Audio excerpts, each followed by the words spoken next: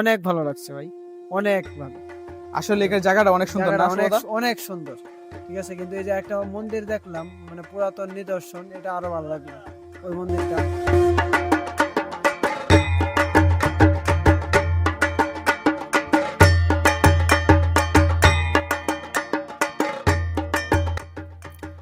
লাঙ্গলবন্ধ স্নান চৈত্র মাসের শুক্লপক্ষের অষ্টমী তিথিতে নারায়ণগঞ্জের ব্রহ্মপুত্র নদে অনুষ্ঠিত একটি পবিত্র অনুষ্ঠান।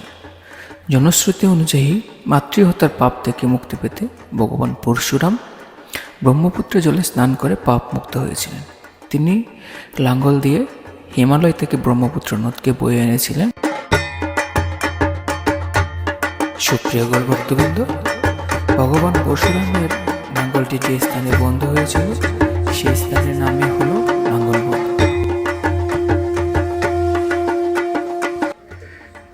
আমরা এখন যে স্থানে অবস্থান করছি সেই স্থানের নাম হলো স্বামী দিহির জয় ব্রহ্মচারী আশ্রম অথবা প্রেমতলা, যেটি নাঙ্গলবন্ধের আরেকটি ঘাট বা পুণ্যস্নানের আরেকটি কেন্দ্র।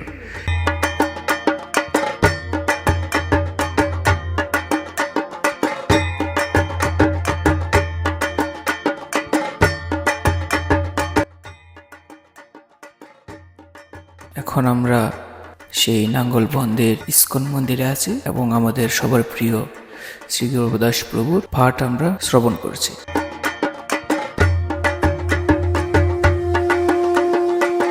প্রভুর পাঠ শ্রবণ শেষে আমরা আবার বেরিয়ে পড়লাম দক্ষিণেশ্বর কালী মন্দির দেখার জন্য। এটি হলো দক্ষিণেশ্বর কালী মন্দির। আপনারা যদি কেউ আসেন লাঙ্গলবন্ধে অবশ্যই এখানে আসবেন। এই দক্ষিণেশ্বর কালী মন্দিরে অনেক পুরাতন একটি নাগ মন্দির রয়েছে, শতবর্ষী না হাজার বর্ষী পুরাতন একটি নাগ মন্দির।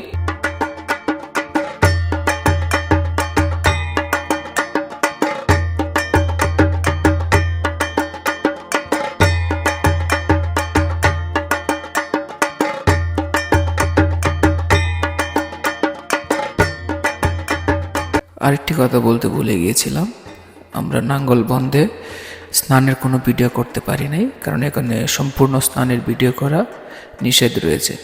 তাই আমরা আজকে কোনো স্নানের ভিডিও দেখাতে পারলাম না, আমরা শুধু যে ধামগুলো রয়েছে সেগুলোর ভিডিও দেখাতে পেরেছি।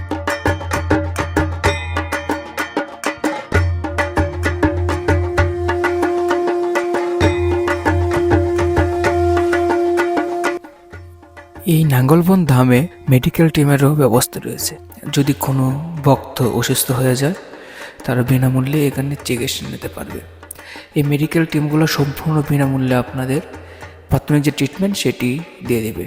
আমিও একটু আমার প্রেশারটা মাপিয়ে নিচ্ছিলাম, যে এত হাঁটাহাঁটি করছি দেখি কি অবস্থায় আছে। আমার প্রেশারটা ভগবানের কৃপায় ভালোই ছিল। এখানে অনেক ধরনের ওষুধও রয়েছে যেগুলো আপনারা সম্পূর্ণ বিনামূল্যে ওদের কাছ থেকে নিতে পারবেন।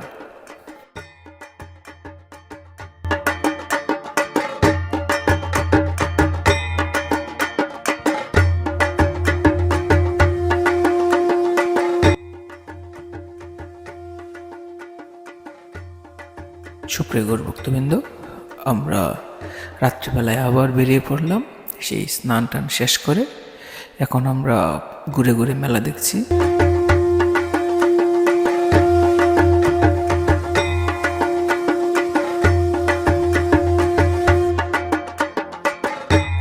বাসন্তী পূজা হচ্ছে, আমরা সেই বাসন্তী পূজা দেখতে গিয়েছিলাম।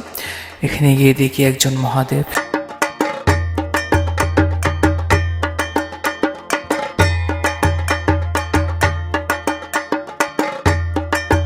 বৃষ্টির সাথে দেখা, বৃষ্টি চলে আসছে, আমাদের ঘোড়াগাড়ি ভাড়াটা বাজিয়ে দিয়েছে। আমরা একটি ক্যাম্পে আশ্রয় নিলাম। ক্যাম্পে ঢুকে দেখি হাজারো ভক্ত সেই ক্যাম্পের ভিতরে আশ্রয় নিয়েছে। আপনারা যারা দূর দূরান্তর থেকে আসবেন টাকা নিয়ে কোনো চিন্তা করতে হবে না। এখানে অনেকগুলা ক্যাম্প আছে যে ক্যাম্পগুলোতে আপনারা বিনামূল্যেই থাকতে পারেন। এই ক্যাম্পগুলোতে হাজার হাজার মানুষ রাত্রি যাপন করবে পরদিন সকালে স্নান করার জন্য। আমরাও গিয়েছিলাম এটির ভিতরে, তার কারণ বাইরে প্রচুর বৃষ্টি এবং বজ্রপাত হচ্ছিল। এদিকে আবার একটি প্রোগ্রামও শুরু হয়ে গিয়েছিল।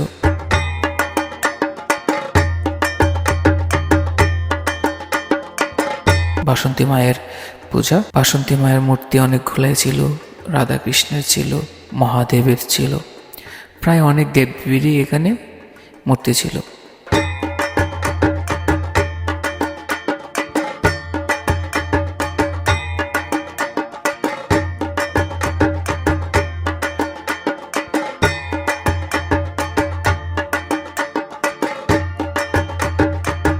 আপনারা দেখতে পাচ্ছেন ইতিমধ্যে হাজারো মানুষের দল নেমে গিয়েছে নাঙ্গলবন ধামে।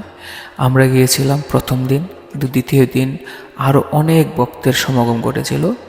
আমরা প্রথম দিন গিয়েছিলাম এই জন্যই, যাতে অনেক চাপ হবে, অনেক মানুষের ভিড় হবে, সেগুলো থেকে মুক্তির জন্য। আপনারা এখানে আসলে মেলা দেখতে পাবেন। সেই মেলাতে ছোটো বাচ্চাদের থেকে শুরু করে সকলেরই নিত্য প্রয়োজনীয় যোগাল আপনারা এখান থেকে ক্রয় করতে পারেন।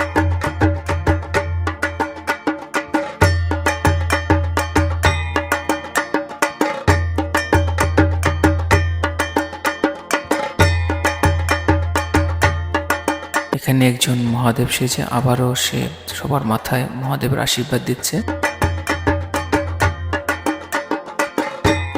এখানে একজন মহাদেব এবং মাতা গৌরী সেজে মানুষকে আশীর্বাদ প্রদান করছে।